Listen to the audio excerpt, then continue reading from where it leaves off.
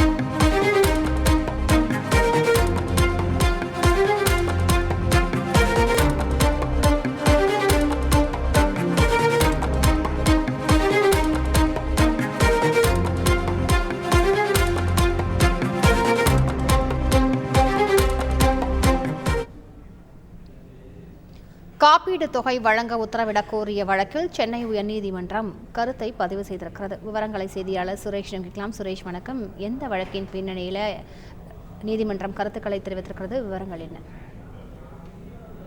சென்னை நுங்கம்பாக்கத்தில் உள்ள ஒரு தனியார் வங்கி கிளையில் 71 லட்சம் ரூபாய் கடன் பெற்ற லட்சுமி என்பவருடைய கணவர் அந்த தொகைக்கு ஐசிஐசிஐ வங்கியில் காப்பீடு செய்து முறையாக பிரீமியமும் செலுத்தி வந்திருக்கிறார்.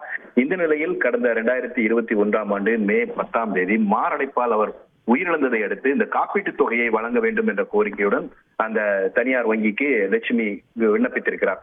ஆனால் மரணத்துக்கான காரணத்தை தெரிவிக்கவில்லை, உடல் பிரேத பரிசோதனை செய்யப்படவில்லை, காப்பீட்டில் மாரடைப்பு வராது என்ற காரணங்களை கூறி அந்த கோரிக்கையை வங்கி நிர்வாகம் நிராகரித்து விட்டது. இதை எதிர்த்து லட்சுமி தாக்கல் செய்த வழக்கு நீதிபதி இளந்திரையன் முன்பு விசாரணைக்கு வந்தது. அப்போது லட்சுமி தரப்பில் ஆஜரான வழக்கறிஞர் கொரோனா காலத்தில் மரணமடைந்ததால் அவருடைய உடலை பிரேத பரிசோதனை செய்யவில்லை என்றும், திருவேற்காடு நகராட்சி அளித்த மருத்துவ சான்றிதழில் அவர் மாரடைப்பால் தான் மரணமடைந்திருக்கிறார் என்று சான்றளிக்கப்பட்டிருக்கிறது என்றும் வாதிட்டார். அதே சமயம் வங்கி நிர்வாகம் தரப்பில் கோரிக்கை நிராகரிக்கப்பட்டாலும் கூட காப்பீட்டு முறையீட்டு வாரியத்தை அணுகாமல் இந்த வழக்கு தாக்கல் செய்யப்பட்டிருக்கிறது. இந்த வழக்கு என்பது விசாரணைக்கு உகந்ததல்ல என்று வங்கி நிர்வாகம் தரப்பில் தெரிவிக்கப்பட்டது. வங்கி நிர்வாகத்தினுடைய இந்த வாதத்தை ஏற்க மறுத்த நீதிபதி காப்பீட்டில் மாரடைப்பும் சேர்க்கப்பட்டுள்ளது எனவும், பாலிசி எடுத்த பின் முறையாக பிரீமியம் தொகை செலுத்தப்பட்டு வந்த நிலையில் காப்பீட்டு தொகையை வழங்க முடியாது என வங்கி கூற முடியாது என தெரிவித்து காப்பீட்டு தொகையை வழங்க மறுத்த அந்த உத்தரவை ரத்து செய்து 4 வாரங்களில் அந்த தொகையை மனுதாரருக்கு வழங்க வேண்டும் என்று நீதிபதி உத்தரவிட்டிருக்கிறார். மேலும் அந்த உத்தரவில் பாலிசி தொகையை